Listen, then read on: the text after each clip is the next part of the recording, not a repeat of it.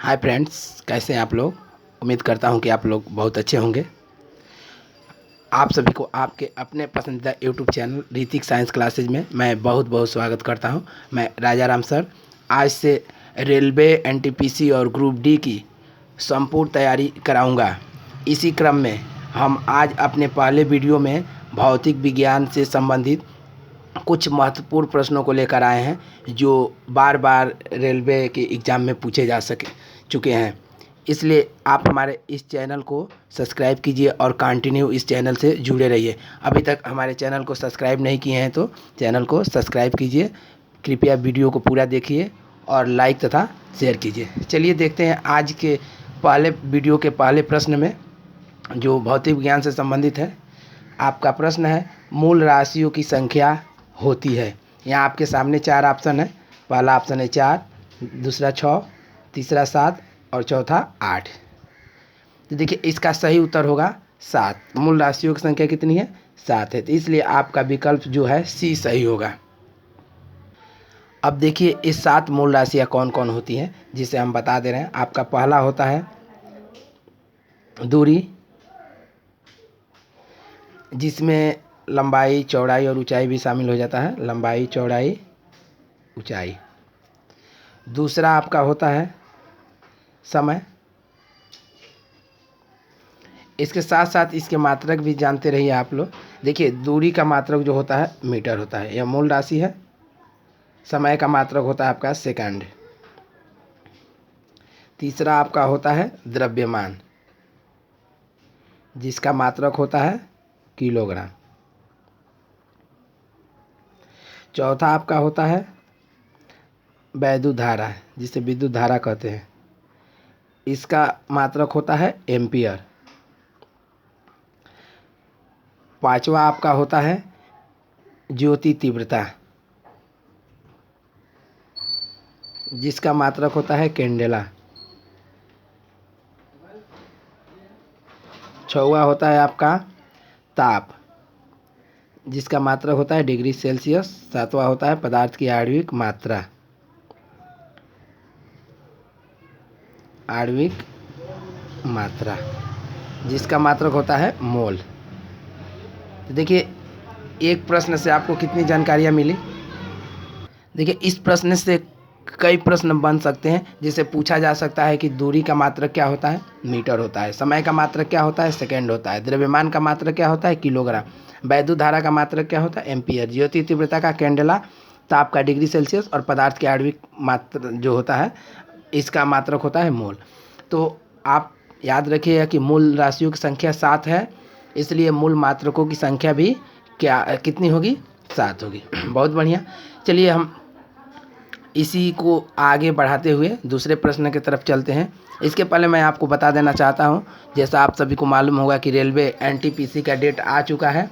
ये आपको 15 दिसंबर के बाद कभी भी कराया जा चुका है। इसलिए आप सभी लोग अपनी तैयारी पे भिड़ जाइए। मैं इसी क्रम में आपकी सहायता के लिए ही कंटिन्यू आपके सामने एनटीपीसी और ग्रुप डी के लिए ऐसे प्रश्नों को लेकर आऊँगा जो बार बार रेलवे में पूछे जा चुके हैं और आगामी परीक्षाओं में ये ज़रूर पूछे जाएंगे। इसलिए आप कंटिन्यू हमारे चैनल से जुड़े रहिए ताकि आप रेलवे की अच्छी से तैयारी कर सकें। चलिए देखते हैं दूसरा प्रश्न आज का क्या है। देखिए दूसरा प्रश्न है, पूरक राशियों की संख्या कितनी है? यानी पूरक राशियों की संख्या है हमको बताना है। ये भी एक तरफ से आपके लिए अच्छा प्रश्न है। इसकी संख्या आपको बतानी है। ऑप्शन है 2, 4, 6, 3। तो देखिए इसका सही उत्तर होगा, पूरक राशियों की संख्या होती है जो 2 होती है। कितनी होती है? 2। बहुत बढ़िया, इसे आपको याद रखे रहना है। अब ये देख लीजिए 2 पूरक राशियाँ कौन कौन है। पहला है आपका पूरक राशियाँ, पहला जो होता है कोण होता है। क्या होता है? कोण। और दूसरा जो होता है घन कोण। बहुत बढ़िया। तो देखिए जब हम 2 पूरक राशियाँ बता दिए कि कोण है और घन कोण है, तो जाहिर सी बात है इसके मात्रक भी 2 होंगे। तो वो मात्रक देखिए क्या होंगे। कोण का मात्रक होता है आपका रेडियन। क्या होता है? रेडियन। और घन कोण का मात्रक होता है स्टेरेडियन। स्टेरेडियन। तो कंप्लीट हो गया। यहाँ पूरक राशियों की संख्या कितनी होगी 2, तो इसलिए पूरक मात्रकों की संख्या भी कितनी होगी 2। तो ये दोनों पूरक राशियाँ कौन कौन है, कोण और घनकोण, जिसके मात्रक हैं रेडियन और स्टेरेडियन। बहुत बढ़िया। चलिए इसी क्रम में हम अगले प्रश्न की तरफ चलते हैं, जो प्रश्न भी बहुत ही महत्वपूर्ण होगा। देखते हैं तीसरा प्रश्न क्या है। तीसरा सवाल है आपका, प्रकाश वर्ष किसका मात्रक है। यहाँ आपके सामने 4 ऑप्शन है, समय, ताप, दूरी, इनमें से कोई नहीं। ये भी बहुत महत्वपूर्ण प्रश्न है, ये कई बार विभिन्न कंपटीशन एग्जामों में पूछा जा चुका है। तो चलिए इसका उत्तर बताइए। बहुत बढ़िया। प्रकाश वर्ष जो है आपका दूरी का मात्रक है। देखिए यहाँ आपके 4 ऑप्शन है। समय यहाँ आपका जानते ही हैं, समय का मात्रक सेकंड होता है। ताप, ये ताप का भी मात्रक नहीं है प्रकाश वर्ष, क्योंकि ताप का मात्रक डिग्री सेल्सियस होता है। जबकि दूरी का मात्रक है प्रकाश वर्ष। ये मैं बता देना चाहता हूँ कि प्रकाश वर्ष की सहायता से जो है बहुत ही लंबी दूरी, अर्थात बहुत दूर तक के जो खगोलीय पिंड होते हैं, सूर्य, चंद्रमा, तारे इत्यादि की दूरियों को हम मापते हैं। तो याद रखिएगा प्रकाश वर्ष जो होता है दूरी का मात्रक होता है। चलिए अगला प्रश्न देखते हैं। चौथा प्रश्न है, दूरी मापने की सबसे बड़ी इकाई है। देखिए ये प्रश्न बहुत ही महत्वपूर्ण है, ये बार बार कंपटीशन एग्जाम में पूछा गया है, इसलिए इस प्रश्न को जरूर ध्यान दीजिए अच्छे से। दूरी नापने की सबसे बड़ी इकाई है, आपके सामने 4 ऑप्शन है। पहला प्रकाश वर्ष, पारसेक, किलोमीटर, ताप। यहाँ ये ध्यान दीजिए कि ये प्रकाश वर्ष भी दूरी का मात्रक है, पारसेक भी दूरी की मात्रक है, किलोमीटर भी दूरी का मात्रक है। यह ताप है जो दूरी का मात्रक नहीं है। तो पहले इसको आप कैंसिल कर दीजिए, यानी इसे साइड हो गया, तो बाकी बचा आपका 3 मात्रक। तो यहाँ ध्यान दीजिए जो दूरी नापने का सबसे बड़ा मात्रक होता है वह आपका पारसेक होता है। तो ये ऑप्शन आपका बी सही होगा, इसको ध्यान रखिएगा। यह कितना होता है इसका मान, 1 पारसेक इक्वल टू होता है आपका 3.26 प्रकाश वर्ष होता है। जबकि आप प्रकाश वर्ष जान लीजिए कि 1 प्रकाश वर्ष में कितने मीटर होते हैं। 1 प्रकाश वर्ष में आपका होते हैं 10⁻16 मीटर, या 9.46 × 10⁻15 मीटर। तो ये याद रखिएगा दूरी मापने की जो सबसे बड़ी इकाई होती है पारसेक होती है। प्रकाश वर्ष भी दूरी का मात्रक है, किलोमीटर भी, लेकिन सबसे बड़ा पारसेक है, उससे थोड़ा सा छोटा प्रकाश वर्ष है और उससे छोटा आपका किलोमीटर है। चलिए अगले प्रश्न की तरफ चलते हैं। अगला प्रश्न है, 1 प्रकाश वर्ष में कितने मीटर होते हैं। देखिए यहाँ आपके सामने ऑप्शन है, ए है 9.46 × 10⁻15 मीटर, बी है आपका 10⁻16 मीटर, और सी कहा रहा है उपरोक्त दोनों, यानी ए और बी, और डी कहा जा रहा है इनमें से कोई नहीं। तो यहाँ ध्यान दीजिए जो 1 प्रकाश वर्ष होता है उसका मान होता है 9.46 × 10⁻15 मीटर एक्चुअली मान होता है, जिसे 9.46 है या 10 के एकदम करीब होता है। क्या होता है, तो यहाँ आपका हो जाता है 10⁻1 और 10⁻15 इक्वल टू 10⁻16 मीटर। यदि आपके ऑप्शन में 9.46 × 10⁻15 मीटर हो तो आप इसे मारिएगा, नहीं तो इसी को हम क्या लिखते हैं 10⁻16 मीटर, यानी दोनों लगभग एक दूसरे के समतुल्य है, बहुत ही नज़दीकी मामला है। इसलिए हम इसको भी मान सकते हैं, ये एक्चुअली मान होता है, और नहीं तो इसको हम अधिकांश 10⁻16 मीटर के रूप में लिखते हैं। इस तरह से आपका ऑप्शन क्या सही हो जाएगा, उपरोक्त दोनों, इनमें से कोई नहीं त्याग दीजिए। तो इसको हम क्या लिखेंगे, उपरोक्त दोनों। अगर इनमें से कोई एक ऑप्शन मिलता है केवल 9.46 × 10⁻15 मीटर, तो इसको मारिएगा, या यह मिलता है तो इसको मारिएगा। एक्चुअली ज़्यादा जिक्र आपका 10⁻16 मीटर का ही होता है, लेकिन यहाँ आपका एक्चुअली मान होता है 9.461 होता है × 10⁻15 मीटर। तो इस तरह से इसका उत्तर जो होगा ऑप्शन सी होगा। आपका 6 नंबर प्रश्न है, बल का एसआई मात्रक होता है। यहाँ 4 ऑप्शन है, पहला जूल, दूसरा वाट, तीसरा न्यूटन, चौथा उपरोक्त सभी। देखिए यहाँ जूल जो होता है यह ऊर्जा का मात्रक है और कार्य का मात्रक है, तो इसलिए इसको हम क्या करेंगे, अलग कर देंगे। जबकि वाट है, वाट सामर्थ्य का मात्रक होता है, और न्यूटन जो होता है बल का मात्रक होता है। तो इस प्रकार हमारा ऑप्शन कौन सा सही होगा, सी। याद रखिएगा बल का मात्रक जो होता है न्यूटन होता है। ठीक है, चलिए अगले प्रश्न की तरफ चलते हैं।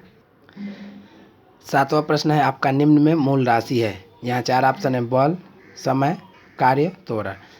तो देखिए अभी हम पहले ही बताए हैं कि मूल राशियों की संख्या कितनी थी, 7 थी। तो उसमें देखिए कौन सा शामिल था, बल तो नहीं शामिल था, समय, समय जो है मूल राशि है, ध्यान रखिएगा। इसमें कौन सा मूल राशि है?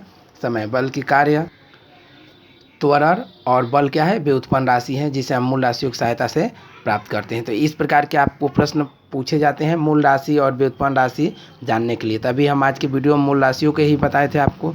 चलिए अगला प्रश्न देखते हैं। आपका प्रश्न है 8 नंबर, बल का सीजीएस पद्धति में मात्रक होता है। ऑप्शन है अर्ग, न्यूटन, डाइन, डिग्री सेल्सियस। तो देखिए इसका सही उत्तर होगा, जब बल के हम सीजीएस पद्धति की बात करते हैं तो उसका मात्रक आपका होता है डाइन, यानी ऑप्शन आपका क्या होगा? सी सही होगा। बल का सीजीएस पद्धति में मात्रक क्या होता है? डाइन होता है। और इसको देख लीजिए कि डाइन और न्यूटन में क्या संबंध होता है। 1 न्यूटन इक्वल टू आपका होता है 1 न्यूटन इक्वल टू 10⁻5 डाइन। तो याद रखिएगा, बल का जो अगर हम सीजीएस पद्धति में मात्रक पूछते हैं तो सीजीएस पद्धति में इसका मात्रक होता है डाइन। और पूछा जाए कि 1 न्यूटन में कितने डाइन होते हैं तो 10⁻5 डाइन। बहुत बढ़िया। चलिए ये जो भी प्रश्न हम बता रहे हैं आपके कंपटीशन एग्जाम के लिए बहुत ही महत्वपूर्ण है, इसलिए कृपया इसे मिस मत कीजिए। आप जितने भी प्रश्न बताया जा रहा है उसका नोट्स बनाइए और उसको याद रखिए। चलिए 9 नंबर प्रश्न देखते हैं।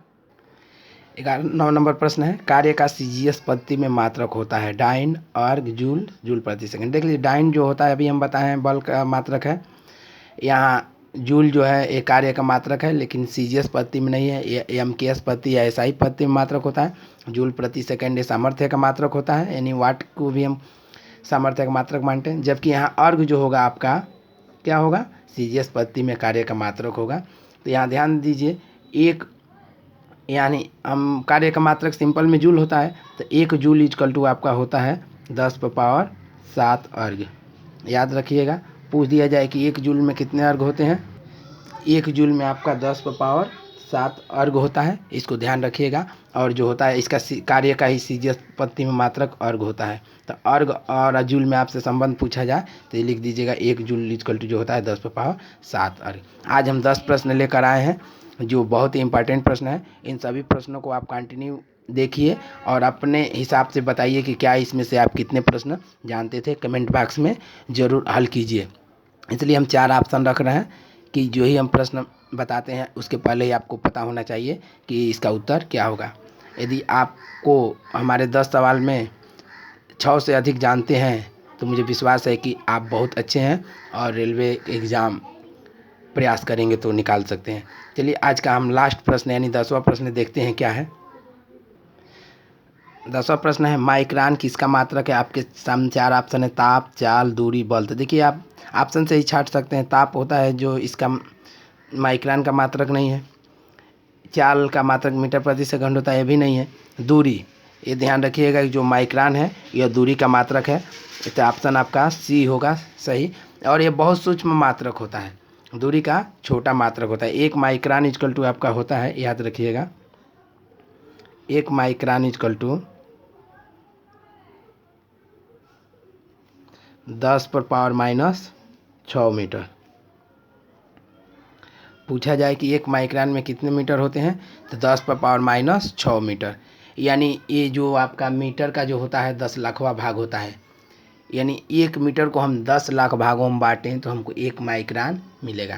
तो इस यहाँ पे आपसे पूछा जाए कि 1 माइक्रान में कितने मीटर होते हैं तो 10⁻⁻6 मीटर। तो यह आपका किसका मात्रक है? माइक्रान दूरी का मात्रक है। तो ये आज के 10 प्रश्न थे। आपको कैसा लगा इसके बारे में ज़रूर बताइए। और ये 10 जो प्रश्न हैं ये आपके रेलवे एनटीपीसी और ग्रुप डी के लिए बहुत ही महत्वपूर्ण है। मुझे विश्वास है कि यदि इसे आप तैयार करते हैं तो ज़रूर यहाँ से प्रश्न आपको रेलवे में पूछे जाएंगे। यहाँ से शायद एक प्रश्न आपको पूछा भी जा सके। तो आज हम रेलवे ग्रुप डी और एनटीपीसी के लिए पहला वीडियो बनाए हैं। अब इसे हम कंटिन्यू इस वीडियो को बनाते रहेंगे और हम प्रयास करेंगे कि जो 2.5 से 3 महीने हैं इसमें हम साइंस के जो जितने भी महत्वपूर्ण प्रश्न हैं यानी पूरे साइंस को हम समाप्त कर दें, ताकि आपको एग्ज़ाम में कोई भी प्रश्न छूटे नहीं। यहाँ हम आज मात्रक से संबंधित फिजिक्स से कुछ प्रश्न बता रहे थे, जिसमें आपको हम 10 प्रश्न बताए हैं, लेकिन सभी प्रश्नों के बारे में बहुत अच्छे से समझाए हैं। इसलिए मुझे उम्मीद है कि आप सभी को ज़रूर समझ में आया होगा। प्रत्येक ऑप्शन का हम निचोड़ बताए हैं। यदि आप 10 प्रश्न कंप्लीट देखे हैं तो आप ये ज़रूर बताइए कि इसमें से कितने प्रश्न आपको आ रहे थे। अपने उत्तर को अपने कमेंट बॉक्स में ज़रूर सेंड करें ताकि मेरा मार्गदर्शन हो। यदि इसमें कोई सुझाव हो तो ज़रूर मुझे दें। मैं आपको विश्वास दिलाना चाहता हूँ कि रेलवे, एनटीपीसी और ग्रुप डी से संबंधित प्रत्येक प्रकार के प्रश्न बताऊंगा। जैसे ये आपका आज साइंस से बता रहे थे, साइंस में आपका बायोलॉजी, केमिस्ट्री और फिजिक्स, फिर से जीके जीएस भी बताऊंगा और मैथ तथा रीजनिंग का वीडियो भी बनाऊंगा। मैं कई वीडियो बना भी चुका हूं, जिसे आप देखे होंगे तो ज़रूर आपको समझ में आया होगा। लेकिन आज से मैं कंटिन्यू रेलवे का वीडियो जो है 1 या 2 दिन पर अपलोड करूँगा। इसलिए आप हमारे YouTube channel Hrithik science classes को यदि अभी तक सब्सक्राइब नहीं किए हैं तो ज़रूर सब्सक्राइब कीजिए और बेल आइकन के ज़रूर दबा दीजिए ताकि मेरा वीडियो डालते ही आपके पास पहुंच सके। यह वीडियो कैसा लगा इसके बारे में ज़रूर बताइए। इसे लाइक तथा शेयर ज़रूर कीजिए ताकि अधिक से अधिक छात्रों को मेरा प्रश्न पहुंच सके। अगले वीडियो में मैं बहुत जल्द ही मिलूँगा। तब तक के लिए आज्ञा दीजिए कि अगले वीडियो के साथ जल्द हाजिर हूँ। नमस्कार, जय हिंद।